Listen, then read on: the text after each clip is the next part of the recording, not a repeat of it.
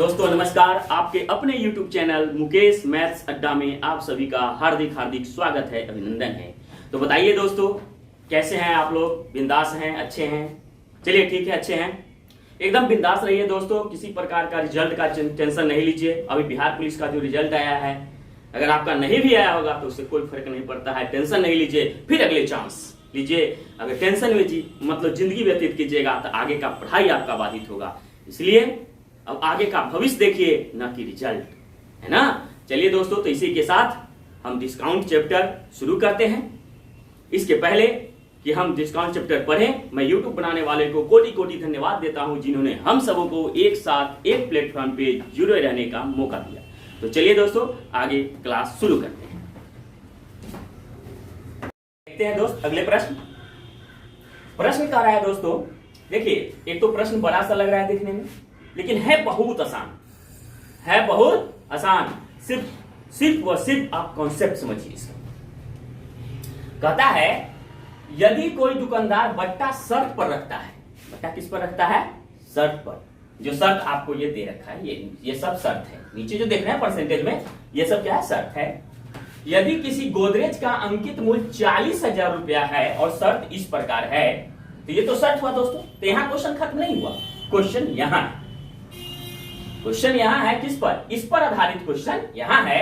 तो क्या क्वेश्चन कहता है? सो देखिए दोस्तों, यदि कोई व्यक्ति 25वें दिन राशि का भुगतान करे तो कितनी राशि चुकानी होगी? 25वां दिन राशि का भुगतान करता है तो शर्त पर आइए, पहले शर्त को समझने का प्रयास करें। देखिए दोस्तों, गोदरेज का अंकित मूल्य जो है 40,000 रुपया है। अगर कोई व्यक्ति गया खरीदने, तो नगद अगर खरीदता है गोदरेज की, नहीं हम उधार नहीं लेंगे, हम कोई डिस्काउंट नहीं लेंगे, हम आपको कैश पैसा देंगे, तो कैसे होगा? फिर देखिए, नगद खरीद रहा है तो 50% उसको छूट मिल रहा है, 50% का छूट मिल रहा है। अगर वह व्यक्ति नगद न लेके कहता है कि हम 10वां दिन के अंदर हम पैसा देंगे, यहां देखिए 10वां दिन, तो 45% का उसको छूट मिलेगा।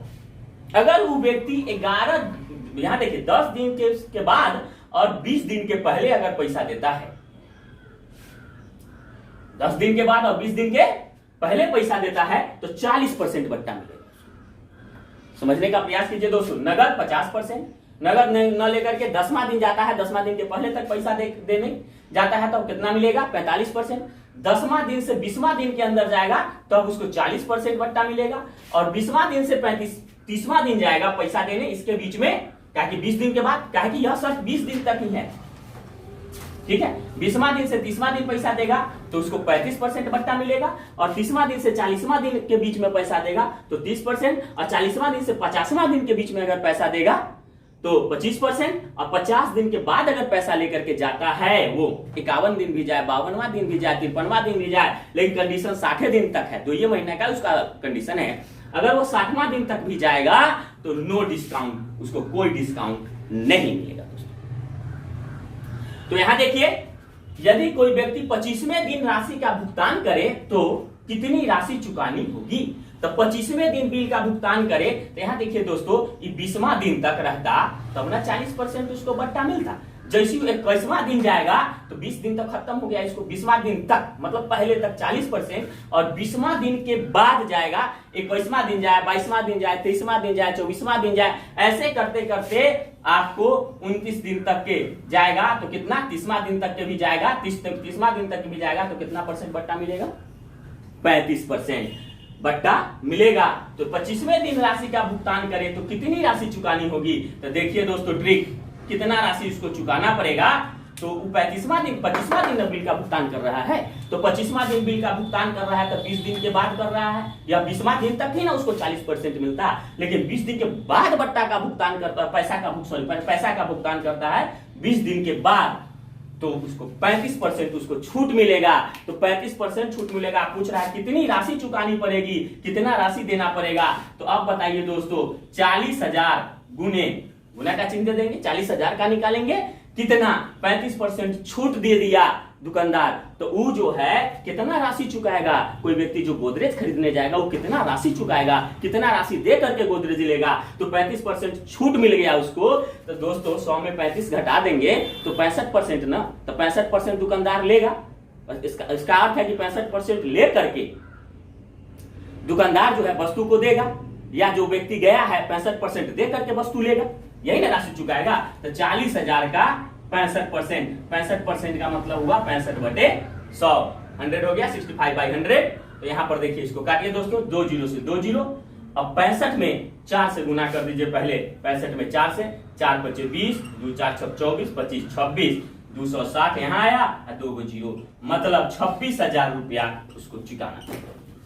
अब तो आ गया होगा समझ में दोस्तों। अगर इसी क्वेश्चन को अगर कहता कि 32वां दिन बिल का भुगतान करे, तो 32वां दिन तक 30 दिन तक करता तो 35%, 31वां दिन जैसे ही गया मतलब 40 दिन तक 32वां दिन पूछा तो उसको 30% बट्टा मिलता। अब तो समझ में आ गया होगा दोस्तों ऐसा प्रकार का क्वेश्चन। जो भी क्वेश्चन इस प्रकार का पूछे बस इसी प्रकार से आपको बनाना है। सिर्फ ध्यान देना है कि बट्टा का शर्त क्या है। अगर वह पूछता कि 45वां दिन बिल का भुगतान करना है, 45वां दिन, तो 40 दिन तक ही ना 30% बट्टा मिलेगा। लेकिन जैसे 45 दिन जाता है मतलब 40 के बाद और 50 के पहले, तो 40 दिन तक 30% है, 40 के बाद जैसे ही जाएगा उसको 25% बट्टा मिलेगा। अब 50 दिन के बाद तो नो डिस्काउंट, कोई छूट नहीं मिलेगा। यहां तक क्लियर हो गया। अगर कहता 37वां दिन बिल का भुगतान करे, 37वां दिन, अब देखिए दोस्तों 37वां दिन तो 30 दिन के बाद जाएगा, 30वां दिन तक 35% है, 30 दिन के बाद जैसी गया तो 37 दिन तक 30 दिन के बाद ना पड़ेगा, यहाँ तक 30 दिन तक ना 35% है, तो 30 दिन के बाद जाएगा 37 दिन। 30 दिन के बाद एक को दिन चला गया दोस्तों, 31वां 32वां 33वां दिन भी, तो उसको 30% बट्टा मिलेगा। क्यों 30%? ये 30% बट्टा मिलेगा, ना कि 35%। क्यों? क्योंकि वह 35 36 37 दिन में बिल का भुगतान कर रहा है। तो 35-30 दिन के बाद जैसे ही गया 40 दिन के अंदर तक तो 30%। अगर 30वां दिन तक भी आ जाता 20 से 30 दिन तक तो 35%, 20 दिन तक आता तो 40%, 10 से 20 दिन तक आता तो 40%, और 10वां दिन देता तो 45%, और नगद लेता तो 50%। यहां तक समझने में कोई दिक्कत दोस्तों? बार बार इस चीज को हम अभी रिपीट करके आपको समझा दिए दोस्तों, है ना। अब इस प्रकार के क्वेश्चन में कोई डाउट नहीं होनी चाहिए, मैं यही आशा करता हूं दोस्तों, है ना। ऐसा क्वेश्चन पूछे आप लोग निश्चित तौर पर हल करके आइए। तो चलिए दोस्तों अगला प्रश्न देखते हैं। दोस्त अगला प्रश्न कहता है, रमेश ने एक वस्तु 240 रुपया में खरीदी। कितना में? 240 में खरीदा, मतलब क्रयमूल है उसका। उसने उस पर क्रयमूल से 20% अधिक मूल्य अंकित कर दिया।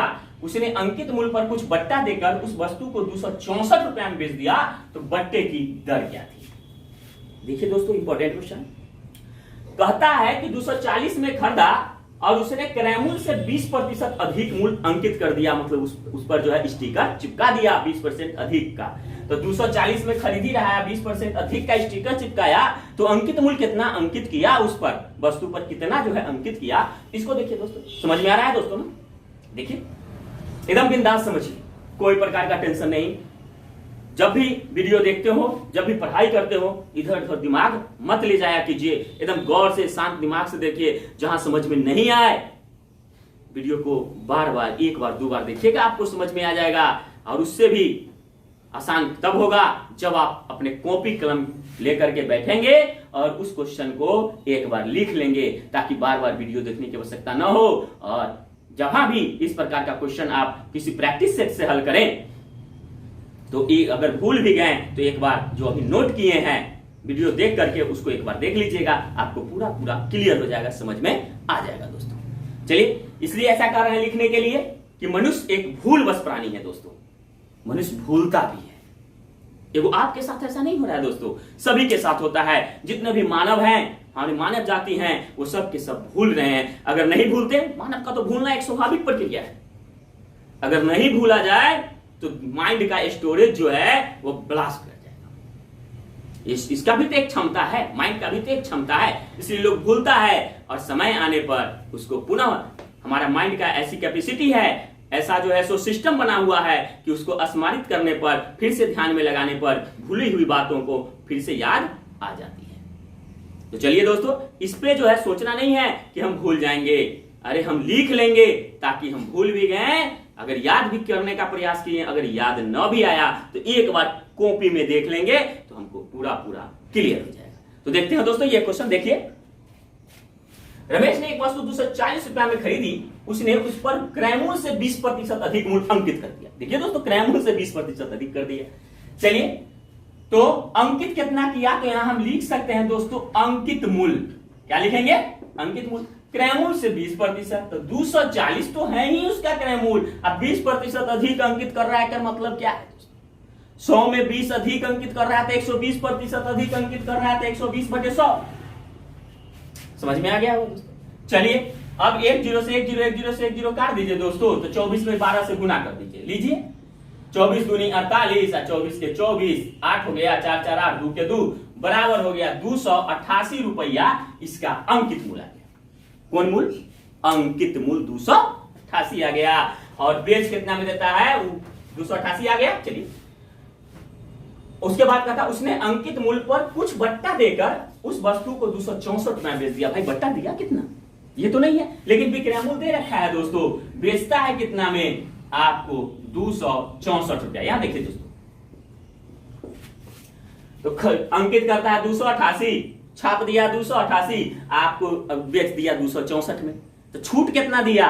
तो छूट बट्टा, यही समझिए। तो बट्टा कितना दिया? तो 288 में 264 आप घटा दीजिए। देखिए दोस्तों, 288 में 264 घटाइए, 24 आएगा। 8 में 4 गया 4, 8 में 6 गया 2, 24। कितना आया दोस्तों? 24 रुपया का वो बट्टा दिया। लेकिन दोस्तों एक बात हमेशा याद रखिएगा, ध्यान रखिएगा कि जहां भी बट्टा की दर पूछे वो उसमें प्रतिशत जरूर निकालिएगा दोस्तों, ये कंसेप्ट है। चलिए, तो बट्टा की दर, बट्टा दर बराबर दर गुने 100 बटे अंकित मूल्य। बट्टा गुने 100, तो बट्टा कितना हो गया? 24 गुने 100 बटे अंकित मूल्य। अंकित मूल्य कितना है दोस्तों? 288। काटिए तो दोस्तों, 24 से कम 24, 28 में से 24 घट गया, कितना बचा? 4 4 पर 48, 24 दूनी 48, कट गया दोस्तों 12 मरतबे में। अब इसको काटिए, 2 6 12, 2 से 50 मरतबे में, 2 से 25 मरतबे में, 2 तिया 6 दोस्तों आ गया 25/3%। इतना आंसर भी लिख सकते हैं, या 25 में 3 से भाग दे दीजिए। 25 में 3 से भाग देंगे, 3 8 24, एक बचेगा तो 8.1/3%। या हम यहां पर लिख सकते हैं, यहां इसी में लिख देते हैं दोस्तों, 8.1/3%। यही आपका आंसर होगा। समझ में आ गया होगा दोस्तों? चलिए दोस्तों, अगले प्रश्न की तरफ चलते हैं। दोस्तों प्रश्न कह रहा है, किसी वस्तु का मूल्य 30% बढ़ाकर फिर उस पर 10% और 10% के 2 क्रमिक बट्टे दिए जाते हैं, अंतिम रूप से वस्तु का मूल्य है। क्या होगा अंतिम रूप से वस्तु का मूल्य? मतलब वस्तु का मूल्य अंतिम रूप से बढ़ जाएगा या घट जाएगा। अब कितना बढ़ेगा? देखिए दोस्तों, कह रहा है वस्तु का मूल्य 30% बढ़ाकर। मतलब क्या है कि कोई वस्तु मान लिया जाए कि आप 100 में खरीदते हैं, 30% बढ़ा देते हैं तो 130 रुपया अंकित करते हैं। स्टिकर 130 का ना लगाते हैं आप, है ना? तो मानते हैं थोड़ा देर के लिए, मान लिया जाए क्रय मूल्य खरीद रहा है 100 में और अंकित कर रहा है कितना दोस्तों? 30% अधिक, तो अंकित मूल्य हो जाएगा उसको 130। चलिए, तो 130 लिख दिया, छाप दिया, स्टिकर मार दिया दुकानदार। अब आपको 2 प्रकार का बट्टा दे रहा है। कहां है बट्टा? वो 10% और 10%, वो भी क्रमिक बट्टा, क्रम से समझ रहे हैं दोस्तों? जैसे 130 का जो बट्टा दे रहा है, 10% एक बार बट्टा देगा, फिर जितना आएगा, जितना बट्टा देने के बाद उसका मूल्य होगा, फिर उसका 10% बट्टा देगा, वही क्रमिक बट्टा कहा जाता है। तो चलिए, अब यहां पर देखिए, तो बेचेगा कितना में? 130 तो अंकित कर दिया, 2 को क्रमिक बट्टा हुआ, तो इसका विक्रय मूल्य निकाल दीजिए दोस्तों। बहुत आसान है, बहुत आसान, सिर्फ कॉन्सेप्ट समझिए, हिसाब क्लियर, फिनिश। तो 130 गुने ये 2 पर 10 प्रकार 10% का बट्टा, मतलब 10% छूट देता है। तो लेता कितना है दुकानदार आपसे? तो 100 में 10 छूट, तो 90 ना लिया दोस्तों, तो 90/100। फिर 10% छूट है तो 90/100। हमेशा छूट देगा, तो छूट को घटा करके ही गुना करेंगे दोस्तों, एक बात ध्यान रखिए। चलिए दोस्तों, 1 0 से 1 0, 1 0 से 1 0 कट गया, यहाँ 1 0 से 1 0 कट गया। अब चलिए, 9 9 81, 81 में 13 से गुना कर दीजिए, 81 में 13 से, 3 एकम 3, 3 8 24।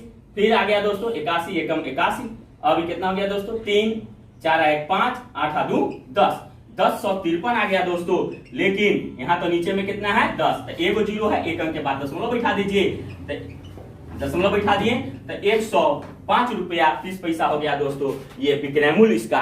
तो क्या बढ़ा, आप देखिए खरीद रहा है 100 में 105 रुपया 30 पैसा जो है सो विक्रय मूल्य कर रहा है, मतलब 5 रुपया 30 पैसा अधिक न हो रहा है ना। तो ये प्रतिशत है, यहाँ 130% है, 130% हो गया। इसलिए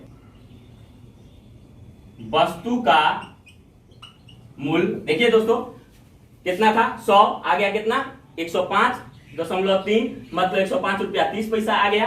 तो 30 पैसा एक जीरो बैठा देंगे, 30 पैसा आ गया। तो बढ़ा कितना 100 था और बेच रहा है कितना 105.3, मतलब 105 रुपया 30 पैसा में बेच रहा है। तो बढ़ गया कितना 5 रुपया 30 पैसा, कहने का मतलब 5 रुपया 30%, मतलब 5.3% बढ़ गया, बढ़।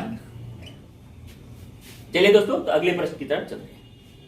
दोस्तों अगला प्रश्न कहता है एक खुदरा व्यापारी को किसी वस्तु के छपे हुए मूल्य पर 40% का बट्टा मिलता है, वह व्यापारी उस वस्तु को छपे हुए मूल्य पर ही बेचता है, उसका प्रतिशत लाभ क्या है। देखिए दोस्तों खुदरा व्यापारी रिटेलर, जहां से हम लोग सामान को खरीदने जाते हैं, खुदरा सामान जो खरीदने जाते हैं, खुदरा सामान जो खरीदने जाते हैं उसके बारे में चर्चा है। एक खुदरा व्यापारी को किसी वस्तु के छपे हुए मूल्य पर 40% बट्टा मिलता है। छपा हुआ जो मूल्य है उस पर 40% बट्टा मिलता है। तो छपा हुआ मूल्य मान लेते हैं 100 रुपया, लेकिन खुदरा व्यापारी कितना में लाता है खरीद करके, तो खुदरा व्यापारी का जो खरीद मूल्य हुआ, व्यापारी का क्रय मूल्य, व्यापारी खरीदा कितना में 40% बट्टा मिलता है। तो 100 में 40 बट्टा मिला, मतलब 100 रुपया है तो 40 रुपया का छूट हो गया उसको, बुझिए दोस्तों तो 60 रुपया में न मिला, है ना। तो व्यापारी का क्रय मूल्य हो गया दोस्तों 60 रुपया। क्यों, क्योंकि 40% तो बट्टा हो जाता है 100 में 40, तो 60 रुपया में न खरीदा। अब कहता है वह व्यापारी उस वस्तु को छपे हुए मूल्य पर ही बेचता है, मतलब खरीद रहा है 60 में, छपा हुआ मूल्य 100 है तो 100 में बेचता है। तो उसका प्रतिशत लाभ क्या है। अब बताइए दोस्तों 60 में खरीद रहा है 100 में बेच रहा है, तो प्रतिशत लाभ क्या है। तो प्रतिशत लाभ बराबर क्या होता है दोस्तों, लाभ गुने 100। तो 60 में खरीद रहा है 100 में बेच रहा है, तो 40 का लाभ हुआ ना दोस्तों। तो 40 गुने 100 अब बटे होता है क्रय मूल्य, लाभ गुने 100 बटे क्रय मूल्य कितना है 60। काट दीजिए दोस्तों, हल कर दीजिए, 20 दूनी 40, 20 तिहाई 60। अब कितना है दोस्तों, अभी नहीं कटेगा, 100 में 2 से गुना करेंगे, 200 बटे 3। अब 200 में आप 3 से भाग दे दीजिए दोस्तों, 3 छक 18, कितना बचेगा दोस्तों 2 0, 3 छक 18, 2 बराबर 66.2 ऊपर चला जाएगा, 3 नीचे, 66.2 बटे 3% लाभ हो गया। ये आपका आंसर हो गया दोस्तों, समझ में आ गया। चलते हैं अगले प्रश्न की तरफ दोस्तों।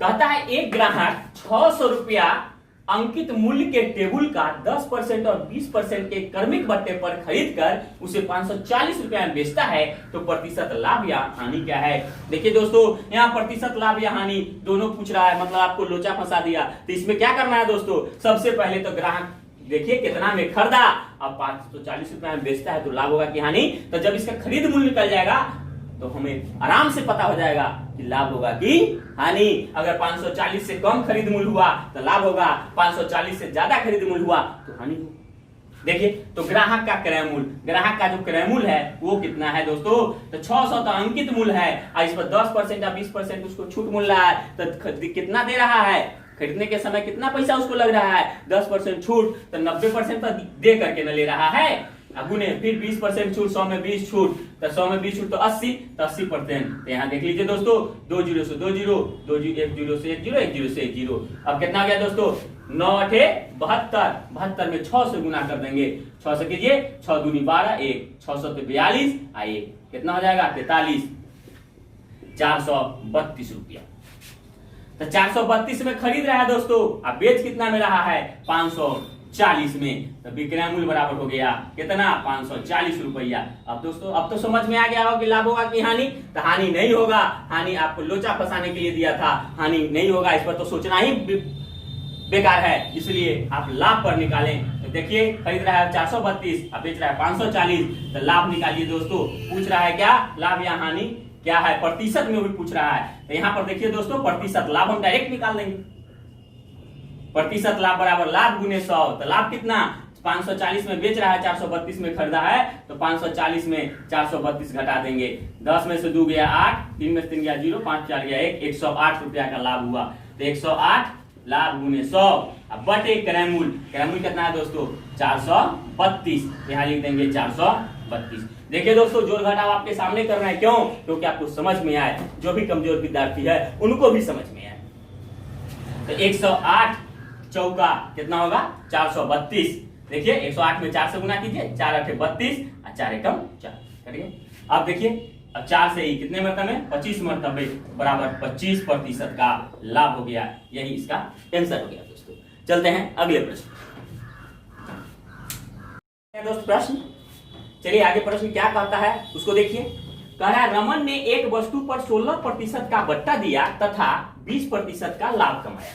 16% बट्टा देकर के भी 20% का क्या करता है, लाभ कमाता है। यदि वह वस्तु या यदि वह 20% बट्टा दिया होता तो कितने प्रतिशत का लाभ कमाया होता। तो देखिए दोस्तों सबसे पहले तो ये सोचना होगा कि जहां भी लाभ हानि है तो ये तो सोचना होगा ना कि आखिरकार में वो खरीदा कितना में और बेचा कितना में। ये तो दो चीज हमको तो निकालना जरूरी होगा, तभी तो हम क्लियर हो पाएंगे कि इसको लाभ हो रहा है हानि हो रहा है कितना प्रतिशत में, तब निकाल सकते हैं। तो सबसे पहले क्रयमूल और विक्रयमूल निकालिए। तो खरीदता कितना में है दोस्तों, तो इसका क्रयमूल क्या हो जाएगा। और जब भी बट्टा मिलता है दोस्तों तो अंकित मूल्य पर, तो अंकित मूल्य मान लेते हैं 100। अंकित मूल्य कितना मानते हैं, 100 मानते हैं। देखिए तो अंकित मूल्य हो गया 100। अब तक बताइए दोस्तों 16% बट्टा, आपको बार बार बता कहे हैं कि जहां भी बट्टा रहे बट्टा को घटा देना है और जो एक्चुअल जो आएगा उस पे हमको लेना है। तो क्या था 16% बट्टा दे दिए आपको, 16 पर 100 में 16 घटा दिया गया तो कितना बचा, 84 बचा ना दोस्तों। तो 84% पर निकालिए, तो 84 बटे 100 बट्टा सीधा लिखाता है और गुने। अब देखिए 16 पर बट्टा दिया तथा 20% का लाभ कमाया। 20% का लाभ कमाने का मतलब दोस्तों क्या है, 120%। इसका वैल्यू 100 में 20 लाभ, 120%, 120 बटे 100 ना होगा दोस्तों। लेकिन अब क्रयमूल पूछता है, आपको बार बार कहते हैं कि अगर क्रयमूल दे रखा हो विक्रयमूल पूछे तो सीधा गुना करेंगे, और विक्रयमूल दे रखा हो अब क्रयमूल पूछे तो उल्टा गुना करेंगे। तो यहाँ क्रयमूल पूछ रहा है ना दोस्तों, तो उल्टा गुना करेंगे। उल्टा गुना का मतलब क्या, तो 120 बटे 100 है ना, तो 120 बटे 100 से ना गुना करेंगे, यहाँ गुना करेंगे 100 ऊपर 120 नीचे, 100 ऊपर और 120 नीचे। यही उल्टा गुना कर रहे हैं ताकि यह क्रयमूल हमको ज्ञात हो जाए। तो समझ में आ गया होगा दोस्तों। अब इसको बस उड़ाइए, 100 से 100 कट गया, 1 0 से 1 0 कट गया दोस्तों। 12 सत्ते कितना होगा 84। 10 में 7 से गुना करेंगे तो कितना हो गया दोस्तों 70 रुपया मान लिया जाए क्रयमूल हुआ। और बेचता कितना में दोस्तों, अब देखिए यहाँ पर समझिए दोस्तों आगे क्या कह रहा है। यदि वह 20% बट्टा दिया होता तो कितने प्रतिशत लाभ कमाता। अब 20% अगर वो बट्टा दिया होता तो लाभ कितना कमाता, 100 में 20 बट्टा दे देता तो 80 में ना बेचता दोस्तों। तो विक्रयमूल क्या हो जाता, 20% बट्टा देने के बाद विक्रयमूल 80 रुपया। अब बताइए दोस्तों पूछ रहा है कितने प्रतिशत लाभ कमाता, तो प्रतिशत लाभ, तो प्रतिशत लाभ बराबर क्या दोस्तों, लाभ गुने 100 बटे क्रयमूल। तो लाभ कितना, अब 70 में खरीद रहा है 80 में बेच रहा है, तो 70 में खरीद के आप 80 रुपया में बेचिएगा तो कितना 10 का ना लाभ होगा। 10 गुने 100 बटे क्रयमूल बटे 70। 1 0 से 1 0 कर गया दोस्तों। बचा कितना 100 बटे 7। अब 100 में 7 से आप भाग दे दीजिए, 7 एकम 7 कितना बचेगा दोस्तों, यहाँ पर 3 0 7 4 28 कितना बचा 2 बराबर हो गया दोस्तों 14 यहाँ 2 बटे 7% आपका ये आंसर हो गया। प्रतिशत लाभ पूछता है तो यही आंसर हो गया। चलिए दोस्तों तो आज का क्लास इतना ही, फिर मिलते हैं अगले वीडियो में। तब तक के लिए हम आपसे विदा लेते हैं और आप अपने आप में दोस्तों स्पीड बना करके रखिए, यही आपको एग्जामिनेशन में ज्यादा से ज्यादा काम करेगा। समय रहते हुए आप 5 मिनट पहले आप क्वेश्चन को सॉल्व करके बैठ जाएंगे। इसी के साथ मैं कहता हूं कि अगर स्पीड होगा, एक्यूरेसी होगा तो आप निश्चित तौर पर सक्सेस होइएगा। इसलिए speed plus accuracy equal to success success success.